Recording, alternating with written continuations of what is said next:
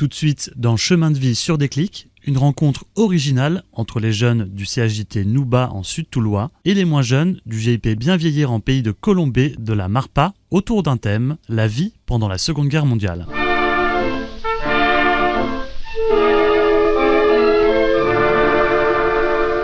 Ils se sont enfuis dans la nuit pour ne pas aller en Allemagne, quittant leurs parents, leurs amis, se cachant dans la montagne. Moi, ce qui m'a le plus marqué, c'est quand j'étais apprenti modiste et ils ont venu chercher deux juifs, le couple à côté de la modiste, qui était d'une gentillesse, et on ne sait pas où c'est qu'ils l'ont passé.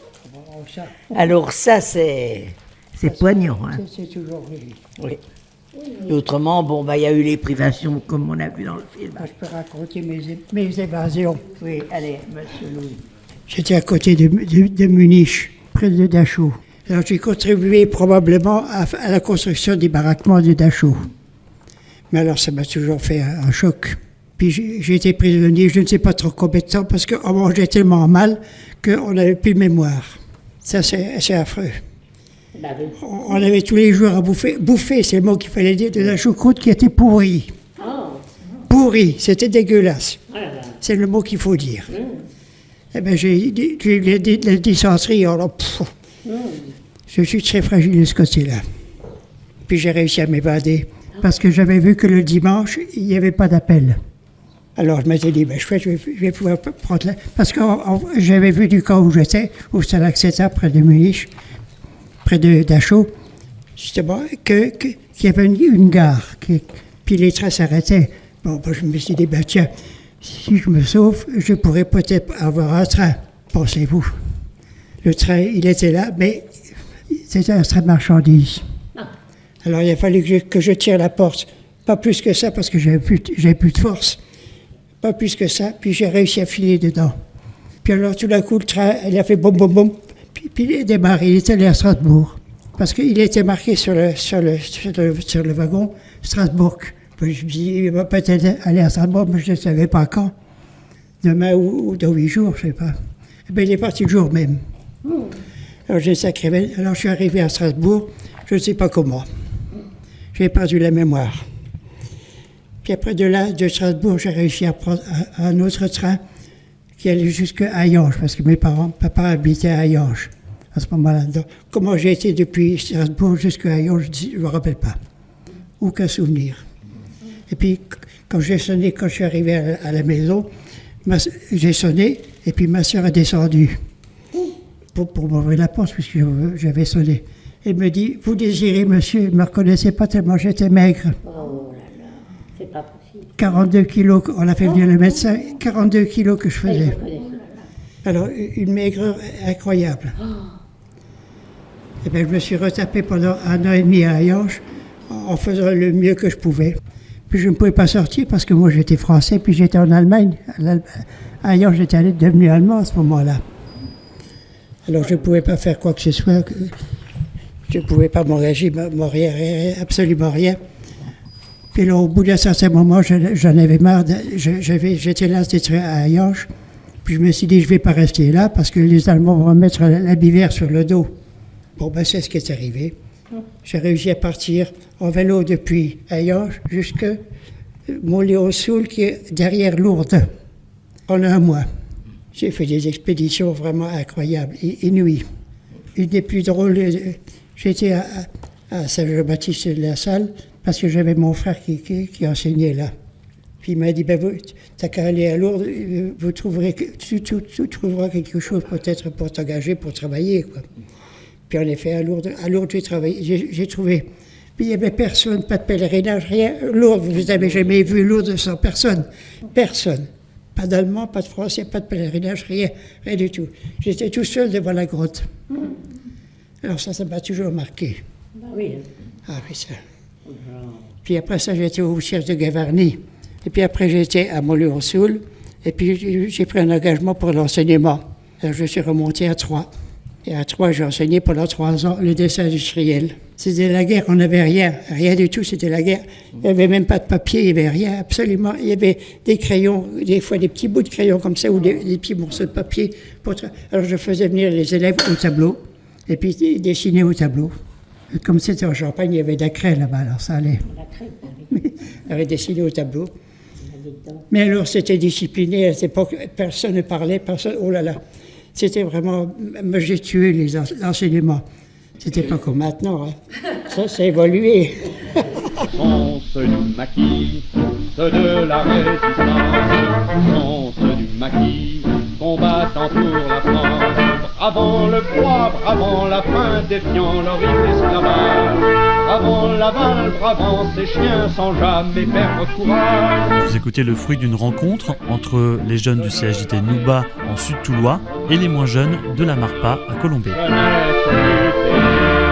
Oui, j'allais au lycée, mais après c'était le lycée Jeanne d'Arc à l'époque. Hein. Ben oui, j'avais. À Nancy, ça. À Nancy, oui, c'était le lycée Jeanne d'Arc, oui. Oui, il n'y avait pas de problème. Hein. C'était du temps des Allemands, bien sûr, et puis on avait quand même quelques interdictions. Ils n'aimaient pas. Ben oui, on avait à la pépinière, on avait un grand espace où on allait faire la gymnastique, tout ça. Ils n'aimaient pas qu'on aille là. Il fallait rester dans son lycée, il ne fallait pas trop bouger, tout ça, oui. Ouais. Puis après, on a été évacués, hein, les enfants qui habitaient près de la gare, on a été évacués, on est allé à Courcelles, c'est Muron-Auxois, Courcelles, tout ça, oui. Et on a vu les Allemands bien sûr arriver là et tout. Et je me souviens, quand les Allemands sont arrivés, on avait dit, ils coupent les mains des garçons. Alors mon frère, bien sûr, qui avait mon âge, qui avait 10-11 ans, voilà les Allemands qui arrivent, et comme mon frère avait l'air un petit peu perturbé, et les Allemands ont apporté une tisane.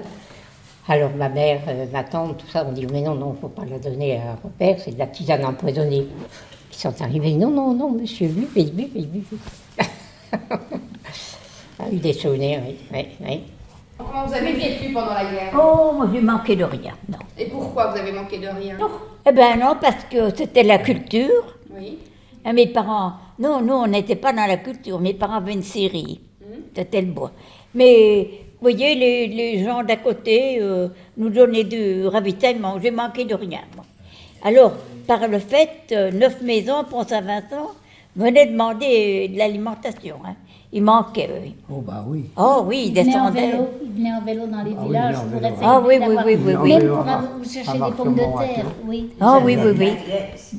Hein? Ils amenaient de la graisse après. Ils amenaient du poisson. Ah oui. Pour avoir des pommes de terre. Du poisson. Oui. Ah oui. Ah bah les patates, ils les arrachaient dans le genre. Mais oui. Oh oui, je me souviens de ça. Oh non, moi j'ai pas été malheureuse. Non. Ni moi non plus. Oh non. Ben, On avait des vaches. nous, on habitait donc dans les Vosges, à Tranqueville, là. Ah, Tranqueville, Oui. À ce moment-là, parce que mon père était aux eaux et forêts. Ah oui. C'est comment votre nom? Parce que Milo. Hein? Milo. Ah oui, j'ai entendu les noms. Là. Alors donc, la première chose qui m'a marquée, moi, à la débâcle, c'est les Allemands qui emmenaient les colonnes de Français prisonniers. Ah oui. Et il y en avait qui n'étaient même pas bien chaussés. Et ils avaient soif. Il y a une jeune fille qui a été leur porter un verre d'eau. Et puis l'Allemand lui a fait « Raus !»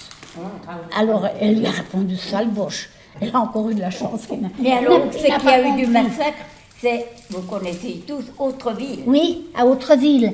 Ah, mais Madame Charnay. là, c'était à la fin c'était juste avant Mais qu'il la dame, partait. vous voyez, il fallait camoufler Oui. pour pas avoir de lumière. Et la dame du café dit, oh, pensez-vous, ne veulent pas passer ici. Bah, il Ils faisait ont trop- passé, oui, ils ont entré. oui. Ils les ont emmenés tous. Devant le cimetière. Oui.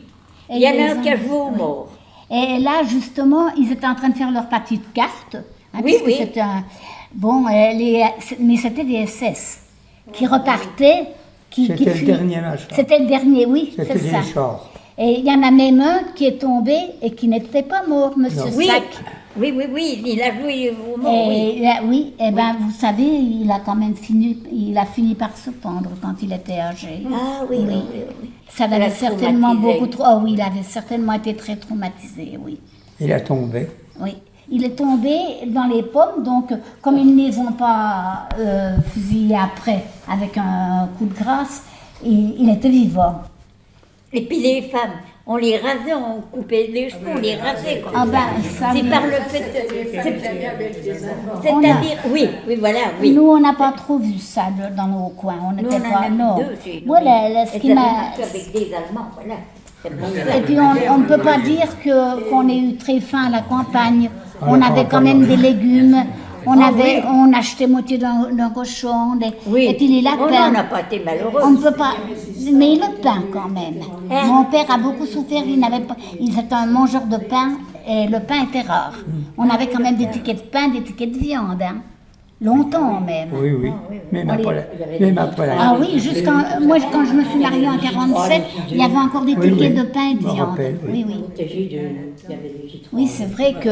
Mais autrement, les Allemands ont été corrects par ici, à part les SS et puis la Gestapo, évidemment.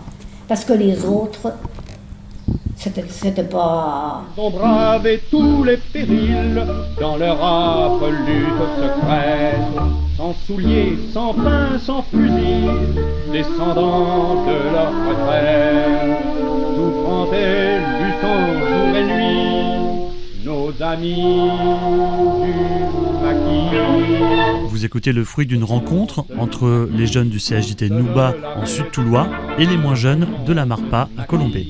Combattant pour la France, bravant le froid, bravant la faim, défiant l'horrible esclavage, bravant la balle, bravant ces chiens sans jamais perdre courage. Non, moi, je vais vous dire, ils venaient chez nous, enfin, on avait ramassé 5 lièvres dans des collets. Ça valait le coup, hein. 5 lièvres, il y avait plein de lièvres. Papa ne savait pas attendre un collet. Il faisait le tour, puis il ramassait les lièvres. Les boches qui arrivent, 2 boches, je demande à ma mère pour avoir un coup. Il faut ma mère va à la cave, sous le tonneau de vin gris, puis elle leur tire du vin gris. Puis ma foi. Puis après, ma foi, bon, vous voulez dîner? Ah oui, c'était des Polonais. Alors, c'était pas des Allemands. Après, ma foi, on dit nous, on est Polonais, on est obligé de suivre. Il y avait beaucoup de Polonais. À Colombey, il y avait l'état-major des Polonais, de l'armée Moi, je polonaise qui viens de la étaient Pologne, réfugiés. Les 2 grandes baraques qu'ils avaient fait sur la place d'Arcy, là, c'était l'état-major des Polonais. Et ça, c'était le commandement qui était là, parce qu'il y en avait beaucoup qui avaient déserté et qui étaient venus en France pour continuer à essayer de se battre. Ah oui, la Autrement, Pologne il y a quand même eu des bombardements par les aussi à cheveux, Colombey. Il y a Madame Richer qui a été tuée dans un bombardement. Elle était dans son jardin et elle n'entendait pas. Donc il y a une bombe elle a été tuée dans son jardin. Et l'église a été très abîmée. Hein. Le clocher, il n'y avait plus de vitraux. Il y a le plus- Robert oui. Royer, il allait porter du lait aux Allemands qui étaient là. Et puis, il a tombé un obus, mais il y avait un Allemand qui était à côté de lui, qui a sauté dans le fossé, il a rien lui tué net. Il avait 20 ans. Il a vu que ça. Enfin, il fallait donner du fond aux boches, il fallait donner de la viande. Ah ben oui, Ah. ça c'est sûr. Ça. Et nous, à Saussure, ils ont fait une rave de 59 hommes. Hein? Et ils les ont. Hein? Oui. Et ils les ont emmenés à Charles III, mais on ne savait pas si on les reverrait. Et c'est un FFI qui s'est habillé en allemand et qui a fait ouvrir la prison. Alors le lendemain, tout le monde recherchait les hommes. Voilà. Et mon beau-frère a été tué parce qu'il a eu peur.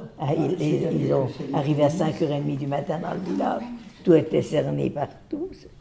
Et j'ai vu l'Allemand tirer sur mon beau-frère. Oh. Oui. Il était près du lavoir et il a visé, mon beau-frère, il était en train de monter ses bêtes. Hein. Alors il lui a coupé le bras, il lui a mis la balle dans le bras. Donc mon beau-frère avait une ruelle derrière chez lui, il a cru bien faire, il a traversé. Mais il manque de peau, il y avait les Allemands qui étaient là et ils l'ont tué. Et il avait revenu de Chambly.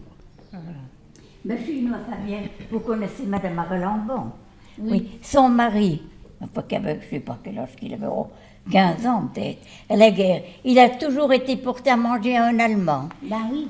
Oui, et quand ça a été fini, l'Allemand l'a emmené à Nancy, il lui a acheté un beau costume. Vous voyez, comme ça. Et qu'on était ennemis. Hein, que c'était des ennemis. C'était comme ça. Madame Barral, Madame Barral, vous aviez quel âge vous 10 ans pendant la guerre. Et vous avez vécu comment pendant la guerre? Nous, à la campagne, on n'a pas mangé, on ne mangeait pas. On mangeait, on avait de quoi. Mais moi, je l'ai vu des gens donner leur à l'Alliance, leur or, pour avoir de la farine. Il y avait un moulin à Pagny. Ils allaient en vélo, depuis Nancy, ils donnaient de l'or pour avoir la farine, pour avoir... Et moi, j'ai vécu ça. Mais on était dans une cave, et quand les Allemands sont arrivés, on est sortis, puisque il y a une bombe qui est tombée à 5 mètres de la porte de la cave. Elle aurait tombé dessus, on était tous foutus. Hein. Et donc, quand on est ressortis, il y en a un Allemand, maman, elle parlait pas, mais elle le comprenait, c'était une Alsacienne. Il a discuté avec elle, et puis il nous a dit « Allez, madame, schlafen. » Il nous a fait ramener dans le lit. Et ils avaient réquisitionné une maison juste en face de chez mes parents. Et ils venaient nous chercher de la salade et nous donnaient du sucre. C'était des gens comme nous. C'était pas tous des SS. Voilà, c'était pas des SS. Et moi, j'ai vu des gens de Nancy, de Toul, donner leur alliance pour avoir à manger, pour avoir de la farine. Hein. C'était dur pour les... Et je pense que, vous avez eu à manger, la campagne c'était autre chose, mais il y a eu quand même, je pense qu'il y a eu quand même, il y avait quand même des bombardements, il y avait quand même des sirènes, il y avait un obus qui était tombé à 10 mètres de la cave où on était. Elle serait tombée devant, et on était tous foutus. Voilà, au niveau de votre jeunesse, quand même, c'est sûr que c'est c'est ça aussi. Ça marque quand même. Ce sont ceux du maquis, ceux de la résistance, ce sont ceux du maquis, combattant pour la France, bravant le froid, bravant la faim, défiant l'horrible esclavage, bravant la balle, bravant ses Vous écoutez le fruit d'une rencontre entre les jeunes du CHJT Nouba en Sud-Toulois et les moins jeunes de la Marpa à Colombey. Moi, j'allais chercher, il y avait, mon père s'occupait des bois de boulanger là-bas. Il avait dit à mon père, quand on était 9 enfants, donc il avait dit, quand vous avez besoin de pain, vous venez chercher une boule de pain. Et on faisait ça en vélo. Quand la sirène sonnait, c'était lugubre. Oui, c'est vrai. Il y a eu aussi 5 jeunes hommes de Daucher qui ont été emmenés parce qu'ils étaient résistants. Il n'y en a qu'un qui est revenu. Un seul est rentré. Hein. Nous, à Martemont, on n'a pas eu un obus, rien du tout. Ben oui. En 44. En 40, on en a eu. Hein. Mais enfin, c'était quand même, ça a duré quand même 5 ans presque. Hein, c'était quand même un peu long. Ils ont été fusillés parce qu'ils avaient mis le feu à une meule à Biclay, une meule de blé ou je ne sais quoi. Ils avaient un immense champ, ils avaient fait une meule et des jeunes de Daucher, donc qui avaient 20 ans, maçons et compagnie, Colson. Oui, c'est ça. Ils ont été emmenés, ils sont parvenus. Ils ont été déportés parce qu'ils étaient aussi un peu dans la résistance. Dans la résistance, mais je vous dis. Oui, oui. Ils ont été dénoncés par les leurs et ils sont venus les chercher, ils étaient dans les bois. Ils avaient mis le feu aux meules, c'était important pour les Allemands, vous pensez les meules. Ils sont venus les chercher parce qu'ils ont été dénoncés, ils ont été déportés et il n'y en a qu'un seul qui est revenu. Ils ne sont pas revenus. C'est le pays justement de Marie-Claude, Daucher. Je connaissais beaucoup Marcel, j'avais été à l'école avec. Est-ce que parmi vous, il y en a qui, pendant la guerre, ont pu aller en ville, peut-être aller au cinéma ou voir des concerts? Il n'y avait rien. Il n'y avait pas de balle, il n'y avait rien. Il n'y avait rien. Il y avait que les Allemands qui allaient à l'opéra. Ils ont fait un théâtre à Tranville et mon père n'a pas voulu qu'on y aille. C'était la guerre, il y avait des prisonniers, on n'allait pas s'amuser. Voilà. Point. Et nous, on allait au cinéma, pour ça va. Oui, il y avait quand même du cinéma, oui. Mais c'était beaucoup de projections chez nous, les petits. Vous étiez allé aussi? Vous étiez allé aussi? J'avais 10 ans. Alors on chantait. C'était des films noir et blanc. C'était des films noir et blanc. C'était des films que vous alliez voir? C'était des films que vous étiez allé voir? Oui, il y avait des réditions. On voyait les Ma tante, quand elle est portée du ravitaillement, les informations. en emmenant les vaches, On voyait l'armée des allemande. bouteilles, il y avait de ma petite rosée, c'était Des assez prisonniers français, on rappelle, les gens la allemands type, ne oui. connaissaient pas. Alors, D'accord. j'emmenais les vaches, C'était et la je maquis, déposais bien entendu. au coin du bois, je déposais le ravitaillement pour le maquis de Ranzé. Pendant la guerre, est-ce que vous aviez les informations, c'est-à-dire, est-ce que vous saviez au fur et à mesure ce qui se passait? Non. Il y avait quasiment rien. Et puis il y avait... Alors on commençait toutes les phrases par il paraît que... Il paraît. C'était des faux bruits, quoi. À part la radio, avec la touritaine, là, qui Londres, là. Toutes les conversations commençaient par il paraît que... Toutes les conversations commençaient par il paraît que... Parce qu'on n'était pas sûr. Hein. Oui, autrement, il n'y avait rien. Il n'y avait pas de journaux? Très peu. Il n'y avait pas de papier, alors. D'accord. Ah ben. On n'avait rien. Et les émissions de radio, du coup, elles parlaient d'autres choses, Ben, la radio, il y avait la radio de Londres quand même, avec la touritaine. Moi, je me souviens que Churchill avait dit, ça durera des mois, peut-être des années. Il y a ma mère qui a acheté les mots. En disant, c'est pas possible. Les Français parlent que français. Oui, Ça me fait comme ça. À l'époque de la Gestapo, entendre qu'on mettait le Ça va, il n'est pas souvent. Ça, c'était... Nos amis du maquis. Vous venez d'écouter le fruit d'une rencontre originale entre les jeunes du CAJT Nouba en Sud-Toulois et les moins jeunes de la Marpa, le GIP Bien Vieillir en Pays de Colombais, pour l'émission Chemin de vie. Contre nazis et miliciens, sans discours et sans bravade, se battant dur, se battant bien, des forêts aux barricades. Ce sont ceux du maquis, ceux de la résistance. Ce sont ceux du maquis, jeunesse du